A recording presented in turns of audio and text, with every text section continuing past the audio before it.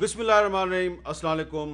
Capital talk में खुश आमदेद। वफाकी वज़ीर शेख रशीद साहब कहते हैं कि कोई चैलेंज नहीं है वज़ीर आज़म इमरान खान साहब के लिए, ना पीपल्स पार्टी की तरफ से, ना मुस्लिम लीग नून की तरफ से। लेकिन एक चैलेंज पैदा हो गया है और आप जानते हैं कि कल सुप्रीम कोर्ट ऑफ पाकिस्तान के फैसले के बाद बाज़ारों में और मार्केटों में बहुत ज़्यादा रश हो गया है, इतनी भीड़ हो गई है और उस पर तशवीश का इजहार किया जा रहा है कि ये जो इतनी ज़्यादा भीड़ हो गई है, इतना रश हो गया है, इसकी वजह से कोरोना वायरस में बहुत ज़्यादा इजाफा हो सकता है।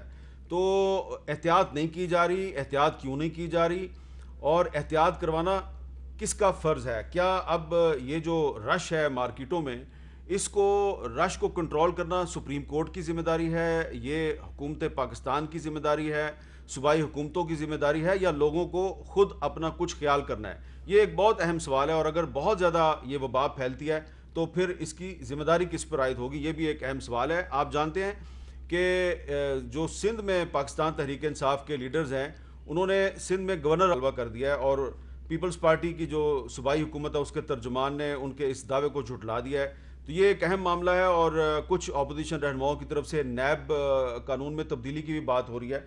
तो आज हम इस मामले पे कुछ कॉन्स्टिट्यूशनल एक्सपर्ट्स के साथ बात करेंगे और हमारे साथ मौजूद हैं जनाब फवाद चौधरी साहब, जो ख़ुद भी कानूनदान हैं लेकिन इस वक्त वो वफाकी वज़ीर बराए साइंस एंड टेक्नोलॉजी की हैसियत से हमारे साथ मौजूद हैं। जनाब आबिद साकी साहब, जो वाइस चेयरमैन है पाकिस्तान बार कौंसिल के लाहौर से हमें ज्वाइन करेंगे, और सैयद कल्बे हसन साहब सुप्रीम कोर्ट बार एसोसिएशन के सदर हैं और वो इस्लामाबाद में हमारे साथ मौजूद हैं, और कराची से भी हम कोशिश करेंगे कि रशीद रिजवी साहब से बात करें।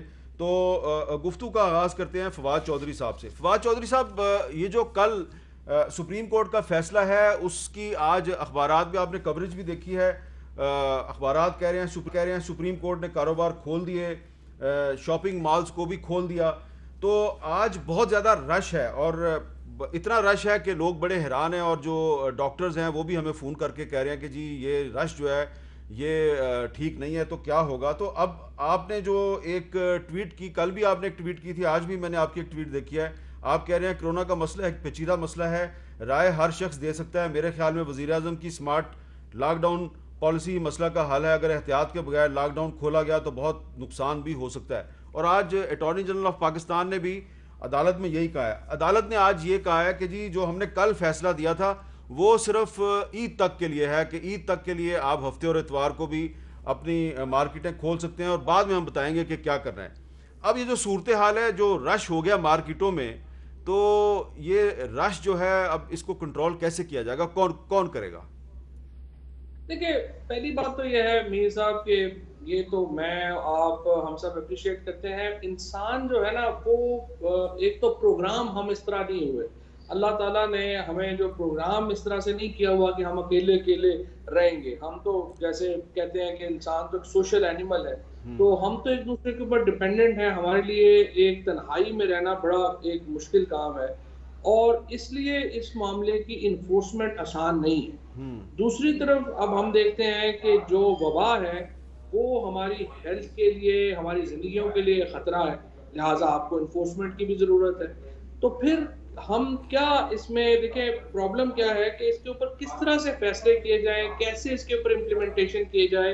प्रॉब्लम ये है कि देखिए मैं हूँ, आप हैं, आबिद साकी साहब हैं, कल्बे हसन साहब हैं, हम लोग तो एक्सपर्ट नहीं हैं। हमें तो देखना ये है कि एक्सपर्ट्स इसमें दुनिया में क्या कह रहे हैं। For hmm. एग्जांपल हमने साइंस एंड टेक्नोलॉजी में 7 जो पाकिस्तान के जो नंबर साइंटिस्ट हैं, वायरोलॉजिस्ट हैं, उनकी कमेटी बनाई। हमने उनसे पूछा कि जनाब आप बताइए कि इसकी क्या सिचुएशन है, पीक कब करेगा और क्या हमारी कैलकुलेशन क्या कहती हैं। वो कहते हैं कि जी देखिए जून के जो पहले 3 हफ्ते हैं हम्म। वो हमारे लिए सबसे क्रिटिकल है और लग या रहा है कि कोरोना वायरस जो है ये पीक करेगा उन 3 हफ्तों में। दूसरा उन्होंने कहा कि जो हर्ड इम्यूनिटी है वो हर्ड इम्यूनिटी बड़ी खतरनाक होगी क्योंकि उसकी कोई रिसर्च मौजूद नहीं है, कोई डाटा मौजूद नहीं है कि क्या करेंगे। इसी तरीके से उन्होंने कहा कि इसको फ्लू समझना बड़ी गलती है। हम्म। अब ये जिस तरह से ये रिक्वेस्ट कर रहा हूँ कि हम चारों को इसका कोई इल्म नहीं है, हम एक्सपर्ट नहीं है, इस तरह फ्रेंकली सुप्रीम कोर्ट के जजेस भी एक्सपर्ट नहीं है, उनको भी नहीं पता। वो तो लॉयर है, कानूनदान है, वो अपनी फील्ड में बड़े जबरदस्त होंगे, लेकिन it's a very very hardcore scientific question. लिहाजा उसके ऊपर एक डेफिनेट ओपिनियन जो है उनकी तरफ से आना बड़ा मुश्किल और हैरानकुन है। इसी तरीके से जो ये हम बात कर रहे हैं कि किस तरीके से हमने इसको आगे लेके जाना है और इसको हमने किस तरह से बैलेंस करना है, ये भी देखिए इसके ऊपर जो टेक्निकल लोग हैं, जो एक्सपर्ट्स हैं, वो बैठेंगे और हमें बता सकते हैं कि हम कैसे आगे जा सकते हैं, कैसे इसकी बेहतरीन इन्फोर्समेंट हो सकेगी। अदरवाइज हम तो फिर अंधेरे में टामक को ही मारेंगे ना। अच्छा जी, आबिद साकी साहब, आप इस पे क्या बात करेंगे कि कल सुप्रीम कोर्ट ने जो फैसला किया था, उन्होंने कहा था कि जी हफ्ते और इतवार को भी मार्केटें खुलेंगी, शॉपिंग मॉल्स भी खोल दिए थे। आज उन्होंने कहा कि ये जो हमारा हुक्म है ये सिर्फ ईद तक के लिए, हम बाद में बताएंगे क्या करना है। लेकिन अब रश तो हो गया मार्केटों में, अब इस रश को कैसे कंट्रोल किया जा रहा है, क्योंकि किया जाए क्योंकि लोग एहतियात नहीं कर रहे। मीर साहब, ये जो आइन के माहिरीन ने और आइन साज लोगों ने जब ये इस उसूल को तय किया था कि सुओ मोटो पावर्स और बरह रास्त सुप्रीम कोर्ट के इख्तियारात इस्तेमाल करने का जो तरीक़ाकार है, इसको कभी भी अच्छे यानी नेक ख्वाहिशात के साथ और नेक जज्बात के साथ इसको आइनी माहिरीन ने कभी एक्सेप्ट नहीं किया। इस पर मुसलसल गुफ्तगू जारी है, इस पर मुसलसल गुफ्तगू जारी है कि क्या बरह रास्त सुप्रीम कोर्ट को ऐसे इक़दाम करने चाहिए जिससे वो इंतज़ामी उमूर में मुदाखलत करे और एग्जेक्टिव पावर्स जो हैं उस पर वो इनक्रोच अपान करे। तो ये मेरा ख्याल है हमारे मुल्क में ये कल्चर डेवलप हुआ इफ्तिखार चौधरी साहब के बाद, और अब वो कल्चर जो है दिस इज़ कंटिन्यूइंग। सीरियस बात यह है, इस पर हमारी बार काउंसिल्स का, सिविल सोसाइटीज़ का और बाकी तमाम यानी कंसर्न सिटीजन्स का ये मौक़िफ़ रहा है कि सुप्रीम कोर्ट को हुकूमती मामलात में, इंतज़ामी मामलात में बराह रास्त मुदाखलत से इज्तनाब करना चाहिए। उसमें 184(3) के अंदर एक मौजूद है शिक कि वो बराह रास्त जो पीपल फंडामेंटल राइट्स हैं और पब्लिक इम्पार्टेंस है उनमें, तो वो बराह रास्त मुदाखलत करने का इख्तियार रखती है। लेकिन उसके बावजूद हमने ये मुतालबात किए कि फिर इस ऑर्डर के ख़िलाफ़ सुप्रीम कोर्ट के लार्जर बेंच को अपील का राइट दिया जाए, ताकि जो मुतासरा फरीक सुओ मोटो प्रोसीडिंग्स में मुतासर हो और अपने आप को समझे कि उसको इंसाफ नहीं मिल सका, तो वो फिर लार्जर बेंच में अपनी अपील फाइल कर सके। वो तजावीज़ आई हैं, तजावीज़ ज़ेरे गौर हैं, लेकिन आज तक उस पर अमल दरामद नहीं हुआ। पार्लियामेंटेरियन को चाहिए कि वो सूटेबल अमेंडमेंट करें 184(3) में, और उसमें एक स्ट्रक्चर्ड फार्मूला इंट्रोड्यूस करवाएं कि कौन कौन से उसूल, कवानीन और जवाबित हैं जिनकी तहत सुप्रीम कोर्ट जो है वो सुओ मोटो अपनी पावर्स एक्सरसाइज कर सकती है। ये एक बात हो गई। अच्छा। इस पे हमारा कौमी सतह पे इत्तेफाक राय है, मैं समझता हूँ, और हमारी ये आवाज़ मुसलसल बुलंद होती रही है इस कॉन्टेक्स्ट में कि suo motu indiscriminate suo powers जो है, सुओ मोटो पावर्स एक्सरसाइज नहीं होनी चाहिए। लेकिन जहाँ तक रह गया कल के मामले का ताल्लुक, तो हकायक जो ज़मीनी हकायक हैं मीर साहब, वो कुछ ये हैं कि हमारे मुल्क में कभी भी मुकम्मल लॉकडाउन तो हो नहीं सका। पीस मील लॉकडाउन होता रहा, उसमें भी लोगों को कुछ मूवमेंट की आज़ादी रही, लोग आते जाते रहे, बाहर निकलते रहे। लेकिन सवाल यहाँ लॉकडाउन का और फूड सिक्योरिटी का, ये दो बुनियादी सवाल हैं जिनको हमें सामने रख के देखना होगा कि क्या सिर्फ अशराफिया की ख्वाहिश पर मुसलसल लॉकडाउन किया जाए, जिनके जो साहिब सरवत लोग हैं, जो घर बैठे खाना खा रहे हैं, जिनके वसाइल मुयस्सर हैं, तो उनके लिए तो लॉकडाउन कोई प्रॉब्लम नहीं है। लेकिन जो इस मुल्क की मजलूम आवाम है, जिनके पास खाने को कुछ नहीं है, जिनको लुक आफ्टर नहीं किया जा सकता उस मैसिव लेवल पे या नहीं किया जा रहा, तो क्या उनको घरों में भूख से मार दिया जाए? या तो ये है कि स्टेट अपनी वो रिस्पॉन्सिबिलिटी पूरी करे फूड सिक्योरिटी की, कि इस मुल्क के हर शहरी को खाना और उसकी ज़रूरियात ज़िंदगी की चीज़ें मुयस्सर हों और बहम हों, तो फिर तो लॉकडाउन कर लें, 1 साल कर लें।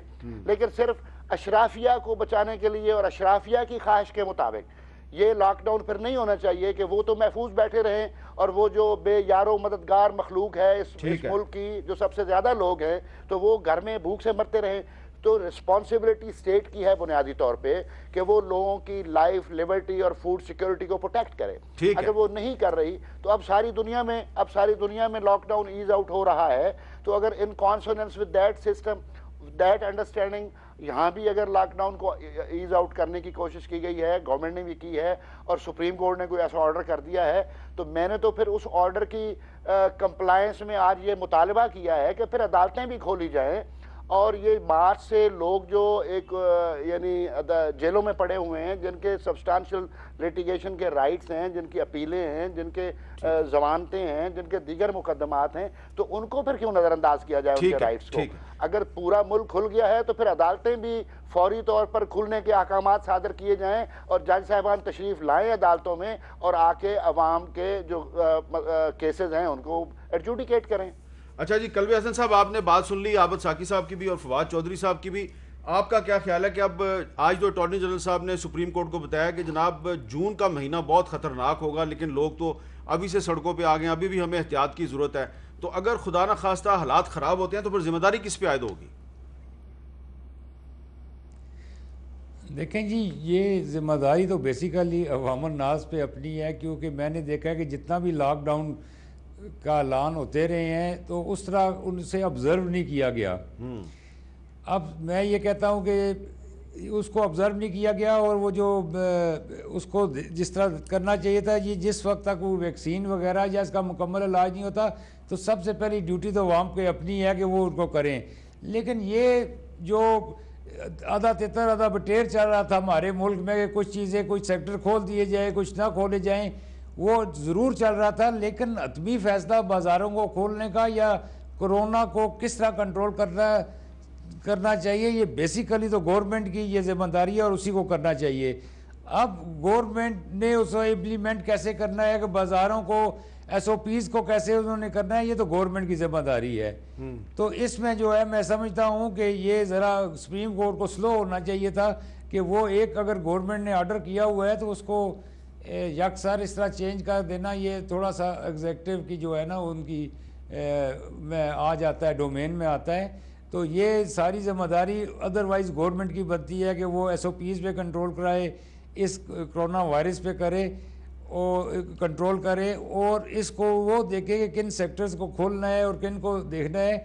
लेकिन ये ऑल ऑफ ए सडन एक हजूम का खोल देना जो है, इससे तो जो अफेक्टेड पर्सन है इससे तो तबाही मच जाएगी जी। ये तो नज़र आ रहा है कि ये बहुत ज़्यादा परसेंटेज में बढ़ जाएगा ये काम। और ये जो आबद साकी साहब ने कहा कि अदालतों को मुकम्मल तौर पे अब खोल देना चाहिए और रूटीन में मुकदमात की समाअत होनी चाहिए, इस पर आप क्या कहेंगे?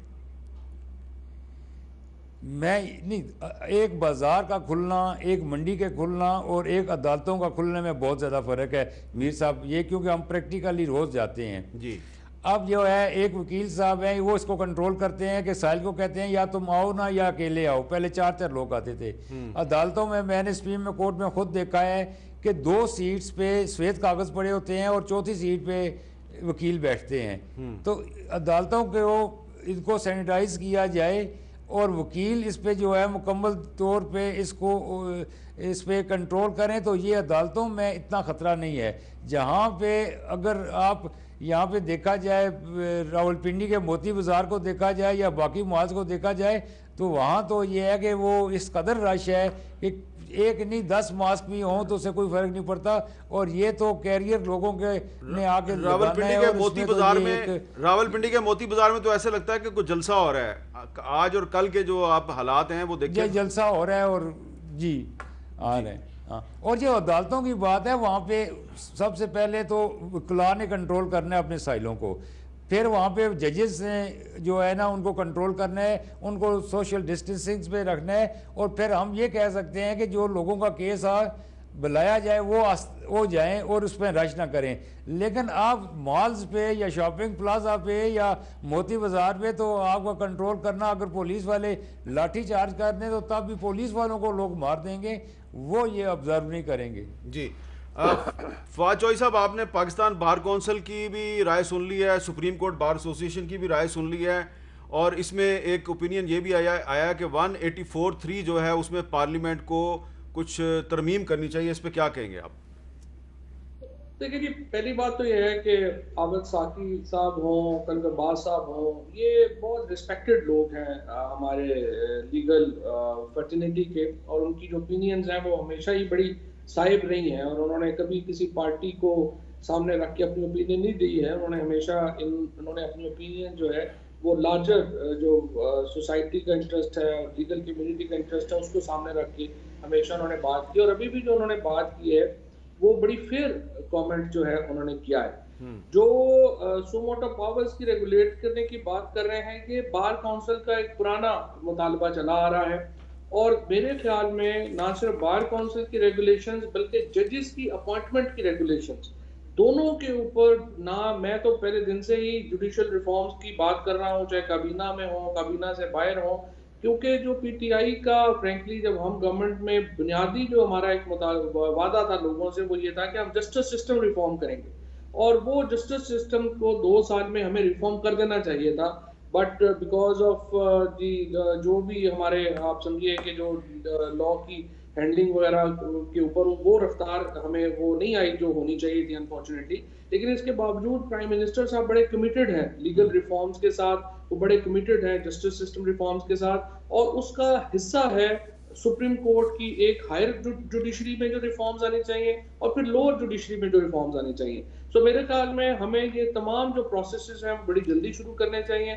बिल्कुल आबिद की बात बिल्कुल सही है कि हमें इसको जो है वो जो लेजिस्लेशन है, सो मोटो नोटिस कैसे होंगे, उनकी अपील कहाँ लाया करेगी, इसके ऊपर रेगुलेशन बनाने चाहिए। फिर जजेस की अपॉइंटमेंट्स के ऊपर जो फेयरनेस है वो लेके आना बड़ा इंपॉर्टेंट है, क्योंकि जब एक जगह के ऊपर जज आ जाते हैं, बहुत बड़ी पावर्स हैं, और पावर्स को रेगुलेट करना बहुत जो है वो इम्पोर्टेंट है, और इसके ऊपर अब एक संजीदगी से गौर करने की जरूरत है। अच्छा, अब आबिद साहब, आज जो प्रोसीडिंग हुई है, जो सुप्रीम कोर्ट में इस कोरोना केस की समाअत हुई है, उसमें चीफ जस्टिस साहब ने कहा गया कि सिंध हुकूमत ने तमाम सरकारी दफातर खोल दिए हैं, बड़ी करप्शन का अदारा सब रजिस्ट्रार ऑफिस है, करप्शन के तमाम इजलास सब रजिस्ट्रार ऑफिस में होते हैं, सरकारी दफातर खोलकर निजी अदारे बंद कर रहे हैं। सिंध हुकूमत के फैसलों में बड़ा तजाद है। और सरदार तारिक साहब जो हैं, जस्टिस सरदार तारिक साहब ने कहा पंजाब और इस्लामाबाद में शॉपिंग मॉल्स हुकूमत खोल रही थी, जबकि अदालत ने हुक्म सिर्फ सिंध की हद तक दिया है। लॉकडाउन पहले जैसा मौसर नहीं रहा, ब्यूटी सैलून और नाई की दुकानें भी खुल रही हैं, ये एडवोकेट जनरल सिंध ने कहा। तो उस पर चीफ जस्टिस ने कहा कि ये हमारी वजह से नहीं खुल रहे, बल्कि आपके इंस्पेक्टर पैसे लेके इजाज़त दे रहे हैं, जबकि अदालत ने सिंध हुकूमत को कुछ नहीं कहा। और जस्टिस सरदार तारिक ने कहा कि बाकी मुल्क में माल्स खुल रहे हैं तो सिंध के साथ तासुब नहीं होना चाहिए, इसलिए अदालत का गुज़श्ता रोज़ का हुक्म बड़ा वाज़ेह है। माल्स महदूद जगह पर होते हैं जहां एहतियात मुमकिन है। राजा बाजार, मोती बाजार, तारिक रोड पर रश बहुत ज़्यादा होता है, इसलिए माल्स खोलने का इल्ज़ाम अदालत पर ना लगाएं, ये कहा जस्टिस सरदार तारिक साहब ने। फवाद चौधरी साहब कुछ कह रहे हैं। जी फवाद साहब, आप क्या कह रहे हैं? मैंने कहा ये पोस्ट इफ्तिखार चौधरी एक जो है ना वो एक रिवाज चला ना, उस वक्त सारे मीडिया ने और काफ़ी जो तरफ जो है वो साथ दिया, जिसके बाद से ये एक अनफॉर्चुनेट मामला जो है वो सामने है। इसमें कई जगहों के ऊपर तो देखें सुप्रीम कोर्ट की इंटरफेरेंस आर्टिकल 184 में इम्पोर्टेंट भी है, ये भी हम डिनाई नहीं कर सकते कि सुप्रीम कोर्ट का बतौर इदारा मजबूत किरदार भी बहुत इंपॉर्टेंट है। और सुप्रीम कोर्ट का इस कस्टोडियन ऑफ द कॉन्स्टिट्यूशन, और मेरे ख्याल में बहुत इंपॉर्टेंट चीजें हैं जिस पे सुप्रीम कोर्ट को डेफिनेटली एक्ट करना चाहिए। मैं मिसाल देता हूँ, आर्टिकल 140A की इन्फोर्समेंट जो लोकल गवर्नमेंट्स के ऊपर सूबे जो हैं वो देखें तमाम फंड्स जो हैं वो प्रोविंशियल कैपिटल्स में रह गए हैं, वो डिस्ट्रिक्ट्स में नहीं जा रहे। आर्टिकल 140A कहता है कि आप डिस्ट्रिक्ट्स को डिवॉल्व करेंगे तमाम फंड, लिहाजा इसके ऊपर सुप्रीम कोर्ट में 4 साल से पिटीशन पेंडिंग है। और सुप्रीम कोर्ट को ये जो एरियाज हैं जिनमें इंपॉर्टेंट रोल चाहिए सुप्रीम कोर्ट का, वहां पर अगर सुप्रीम कोर्ट रोल अदा करेगी तो वो बड़ी इंपॉर्टेंट है। एंड आई थिंक बतौर इंस्टीट्यूशन सुप्रीम कोर्ट को।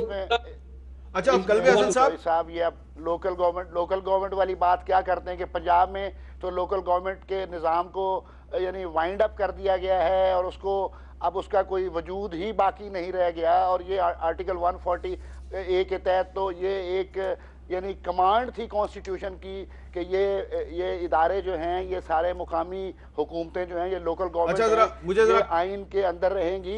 तो अब ये पिक एंड चूज हो रहा है। अच्छा, मुझे जरा कलवे हसन साहब से मैंने जरा बात, कलवे हसन साहब, ये आपको याद होगा कि जब साकिब निसार साहब चीफ जस्टिस थे तो इसी तरह वो भी सिंध में गए और एक पॉलिटिशियन हस्पताल में थे, उन्होंने वहाँ पे जाके छापा मारा तो कुछ बोतलें बरामद हुई, उनमें लिकर था, बाद में वो शहद बन गया, जब वो लेबॉर्ट्री में गया तो वो शहद बन गया। तो ये अब इस तरह की जो वाकयात हैं क्या इनको हम नजरअंदाज कर सकते हैं? मीर साहब, मैं आपकी इजाजत से एक फिक्रा कहूँ कि ये बोतलें तो एयरपोर्ट से चीफ जस्टिस साहब सुओ मोटो नोटिस लेकर भी रिकवर करवाते रहे हैं। ठीक है, ये बोतलें तो पता नहीं कहाँ से निकल आती हैं। जी कलवे हसन साहब। जी देखें जी, ये जो बात है कि वो उसमें क्या था और क्या वो बाद में क्या निकल आया है। देखिए, मैं तो ये कहता हूँ कि हमारे जो जो सीनियर जजेस थे वो हमें यही बताते थे कि वो जजमेंट पास करनी चाहिए जो इम्प्लीमेंट भी हो सके। अच्छा, अब ऐसी जजमेंट आनी शुरू हो जाएं कि जो इम्प्लीमेंट ना हो सकें, तो फिर वो जजेस को खुद उस पर देखना चाहिए कि उन्होंने हॉस्पिटल्स में जाना है, उन्होंने सेशन जजेस की कोर्ट में डायरेक्ट जाना है और इस तरह की उन्होंने ये टेस्ट करवाने हैं, क्योंकि लीकेज तो दुनिया के हर मुल्क में ऐसी हो जाती है। ठीक है। लेकिन ये जजेस को खुद मोहतात होना चाहिए कि ये हम वो जजमेंट दें या वो काम करें जिसमें कोई ऐसी बात ना निकले।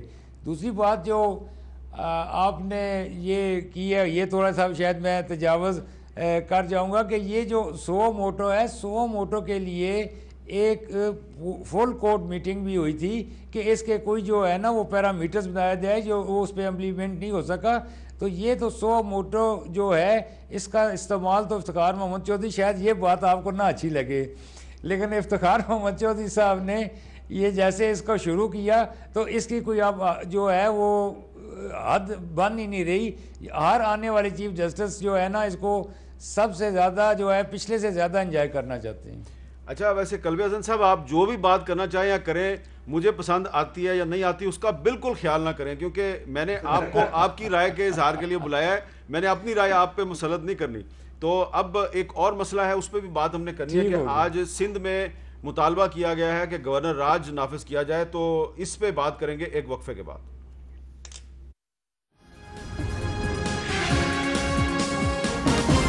तहरीक इंसाफ के रुकन सिंध असम्बली फिरदौस शमीम नकवी साहब जो हैं, उन्होंने गवर्नर राज का मुतालबा किया कराची में, क्या कहा जरा सुने। मैं वफाक से अपील करता हूं, इमरजेंसी का आर्टिकल 235, डायरेक्ट रूल 149(4) पूरे सिंध में हमें चाहिए, और अगर तब भी ना हो तो आखिरी हरबे के लिए गवर्नर रूल भी लगाने में कोई बुराई नहीं है। सबसे पहले इस पे फवाद चौधरी साहब आपकी राय चाहेंगे, ये जो फिरदौस शमीम नकवी साहब ने मुतालबा किया है गवर्नर राज का, ये आप इससे इत्तेफाक करते हैं? अच्छा मीर साहब, सबसे पहले तो आप देख लें कि गवर्नर रूल का प्रोसेस क्या है और वो लगता कैसे है। सबसे पहले दो तरह के जो है वो गवर्नर रूल लगते हैं, एक आर्टिकल 232 में है, एक आर्टिकल 234 में है। आर्टिकल 232 का जो गवर्नर रूल है, प्रेसिडेंट प्रोक्लेम कर सकते हैं इमरजेंसी, लेकिन उसके लिए प्रोविंशियल असेंबली जो है उसकी रेजोल्यूशन चाहिए प्रेसिडेंट ऑफ पाकिस्तान को कि इस वक्त जो सिचुएशन है वो बियॉन्ड है प्रोविंशियल गवर्नमेंट के कंट्रोल के, लिहाजा वफाकी हुकूमत जो है वो सूबे का नज़्म व नस्क संभाले, और ये मुतालबा खुद सूबे की असेंबली करती है 18वीं तरमीम के बाद।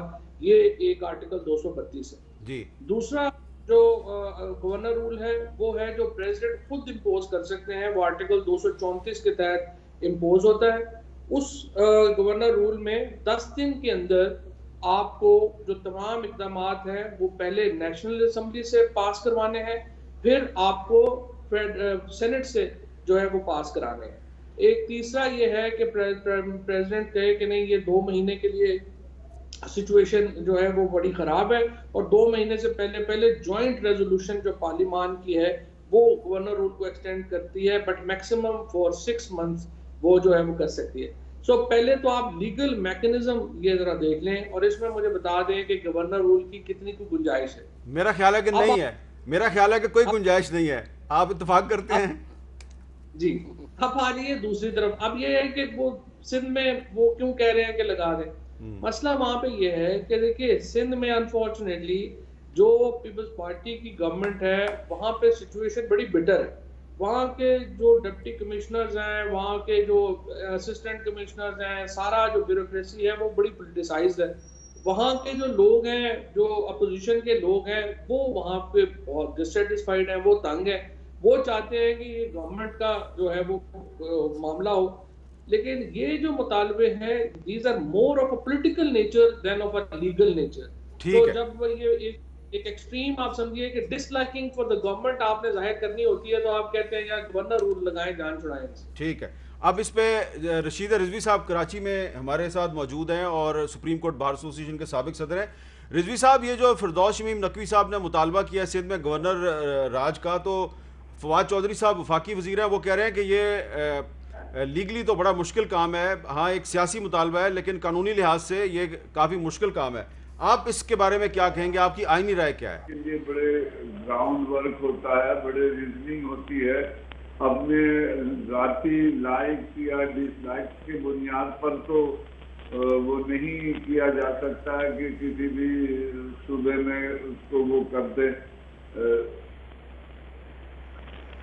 अच्छा, ठीक है, तो ये आपका ख्याल है कि ये किसी की जाती लाइक या डिसलाइक? इस पे बहुत ये कॉन्स्टिट्यूशनली प्रोविजन को इन्वोल्व करना, कोई ग्राउंड देना, कोई वजह बताना, शमीम साहब की अपनी जाती राय होगी, ये जाती मुतालबा होगा, लेकिन मैं समझता हूँ it's very hard nut to break, ये नहीं कर सकेंगे वो। जी आबद साकी साहब, आप इस पे क्या कहेंगे मुख्तसरन? मैं मुख्तसरन इस पर यह अर्ज़ करूँगा कि देखें, ये फेडरेशन को डिस्टेबलाइज करने की बात है। अगर आप सूबों को उनके आइनी हुकूक के तहत वहाँ की मुंतखब हुकूमतों को नहीं चलने देंगे और अपनी प्रायोरिटीज़ जो है पर्सनल प्रायोरिटीज़ की बुनियाद पे आप चाहेंगे कि ये निज़ाम हुकूमत चले, तो फिर बड़ी मुश्किल हो जाएगी। और इससे फिर ये जो सूबाई इलाकाई नफ़रतें हैं जिन्होंने पहले ही हमें अपनी लपेट में ले रखा है, उनको मज़ीद हवा देने की ज़रूरत होगी। और मैं समझता हूँ कि ऐसी गुफ्तगू जो गैर मुख्तात अंदाज में, ऐसी गुफ्तगू सियासी लोगों को नहीं करनी चाहिए। जी कल्बे हसन साहब, सुप्रीम कोर्ट बार एसोसिएशन के सदर की हैसियत से आप क्या कहेंगे गवर्नर राज के मुतालबे पे?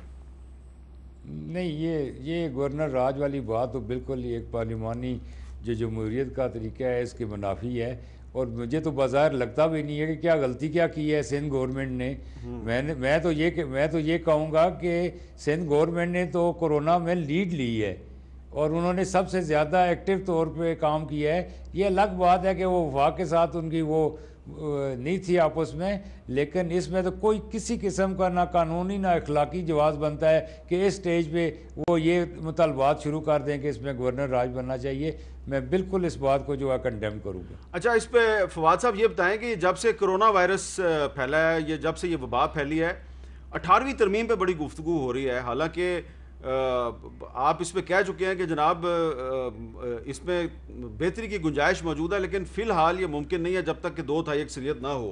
तो ये कोरोना वायरस का और 18वीं तरमीम का आपस में क्या ताल्लुक पैदा हो गया? देखिए, ये तो खैर मीडिया ने ये बात जो है वो की है और मीडिया ने ही इसको ज़्यादा बात की, किसी गवर्नमेंट की तरफ से तो ये बात आई नहीं है। लेकिन ये चौथी दफ़ा ये बात हुई है कि इसके ऊपर बहस जो है वो शुरू हुई है। अब 18वीं तरमीम में देखिए, 18वीं तरमीम के 2 हिस्से हैं जी। एक हिस्सा है कि जहाँ पे डेवोल्यूशन हुई है फेडरेशन से सूबों में, वहां पर किसी को कोई इख्तलाफ नहीं है। हर जो पार्टी है वो इसके ऊपर कन्विंस्ड है कि सूबों को डेवोल्यूशन होनी चाहिए। बल्कि जैसा मैंने आगे आपसे बात की, असूलन तो सूबों से अब डिस्ट्रिक्ट्स को भी डेवोल्यूशन होनी चाहिए और ये पीटीआई स्टैंड्स फॉर दैट। और हम समझते हैं कि एक मुकम्मल डिवॉल्ट जो सिस्टम है वो होना चाहिए, इस पे कोई बहस नहीं है। अब नंबर 2 पे आ जाए, एक है एनएफसी अवार्ड। एनएफसी अवार्ड का स्ट्रिक्टो सेंसो 18वीं तरमीम से ताल्लुक नहीं है। ये हर एक मखसूस अरसे के बाद इसके ऊपर एक इत्तेफाक राय होता है कि किस सूबे को कितने पैसे मिलेंगे। अब यहाँ पे 3 हेड्स हैं जिनके ऊपर प्राइमरी प्रॉब्लम है। देखिए, तमाम जो कर्जा लिया गया है पाकिस्तान, इस वक्त फेडरल गवर्नमेंट की कुल आमदनी है 6000 अरब रुपया, इसमें से 2000 अरब रुपया चला जाता है जो कर्जे लिए उनके सूद में, 1600-1700 अरब जाता है डिफेंस में और बाकी चला जाता है सूबों को। सो फेडरल गवर्नमेंट -600 अरब रुपए से अपना साल शुरू करती है। अब एनएफसी अवार्ड में होना क्या चाहिए, ये जो कर्जे लिए हैं ये सारे सूबों के ऊपर खर्च हुए हैं। सो सूबों को अपना अपना बर्डन लेना चाहिए कर्जों का और फेडरेशन को अपना हिस्सा देना चाहिए कर्जों की वापसी में।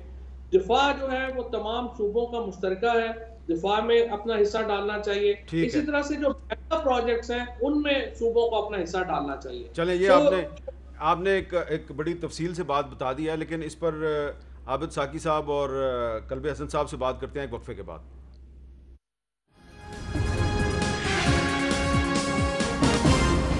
रशीद रिजवी साहब, आपने फवाद चौधरी साहब की राय सुनी 18वीं तरमीम के बारे में, तो आप क्या समझते हैं कि ये 18वीं तरमीम के बारे में जो बहस अचानक शुरू हो जाती है बार बार, तो उसकी टाइमिंग ठीक है?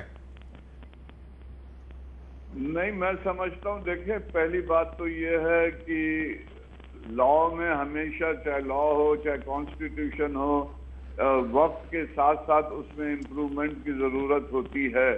और अगर कोई अमेंडमेंट उसको इम्प्रूव करने की, उसको मोर इफेक्टिव करने की, उसको स्ट्रॉन्ग करने की, उसको स्ट्रेंथन करने के लिए है, तो हमें उस पर वावेला नहीं मचाना चाहिए। दूसरी बात यह है कि एनएफसी अवार्ड बड़ा सेंसिटिव इश्यूज है, इस पे सारे सूबे जो है वो बेचैन से हो जाते हैं कि ये उनके हक तलाफी होती है। तो इसको तो मैं समझता हूँ फेडरेशन को बड़ा सोच समझ कर कदम उठाना चाहिए। और अब देखें 7-8 साल बाद ये एनएफसी अवार्ड के लिए बैठ रहे हैं दोबारा, तो मैं समझता हूँ ये बहुत सेंसिटिव इशू है और उसको बड़े सही अंदाज से हैंडल करना चाहिए। हर सूबे का अपना हक है, उसको मिलना चाहिए। ठीक है, कलवे हसन साहब आप इस पे क्या कहेंगे? 18वीं तरमीम पे बहस होनी चाहिए?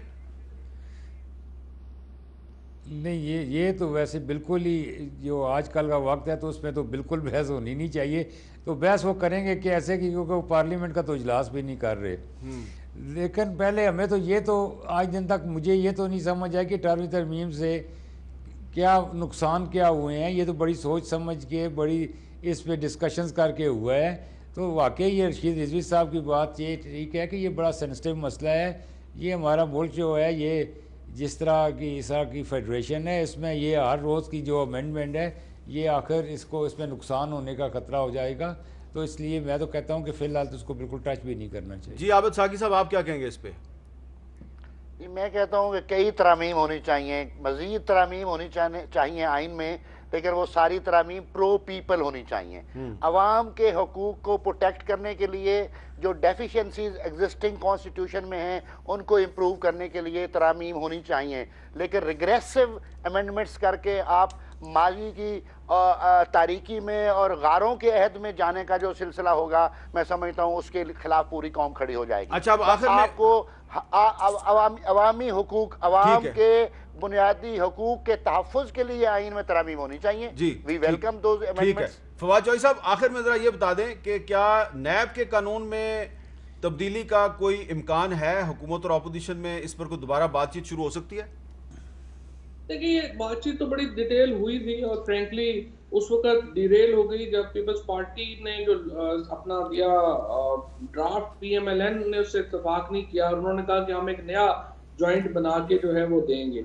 अब पीएमएलएन ने, मुझे पता चला है कि उन्होंने कुछ ड्राफ्ट उन्होंने बना के दिया है, लेकिन वो जॉइंट ड्राफ्ट नहीं है अपोजिशन का। अच्छा। तो अगर पहली ये भी सारा लॉ तो खुद पीएमएलएन और पीपल्स पार्टी का बनाया हुआ है, चेयरमैन से लेकर चपरासी तक एक भी अपॉइंटमेंट को पीटीआई की तो नहीं है। तो अगर उसमें अमेंडमेंट्स करनी है, उसमें सीरियसली अपोजिशन को बैठना चाहिए और एक कम्प्रिहेंसिव ड्राफ्ट पहले मीडिया के सामने बेशक रख दे, ताकि बिर हुकूमत के सामने रख दे, ताकि डिस्कशन हो जाए, उस पर हो जाए, लेकिन एक अमेंडमेंट्स तो चाहिए। बहुत शुक्रिया फवाद चौधरी साहब, जनाब रशीद रिजवी साहब, आबिद साकी साहब और हसन साहब, आप चारों का बहुत बहुत शुक्रिया। और यकीनन बाज़ार खुल गए हैं, शॉपिंग मॉल्स खुल गए हैं, बहुत रश है बाज़ारों में, शॉपिंग मॉल्स में, लेकिन आप ज़रा एहतियात कीजिए क्योंकि वबा भी ख़त्म नहीं हुई।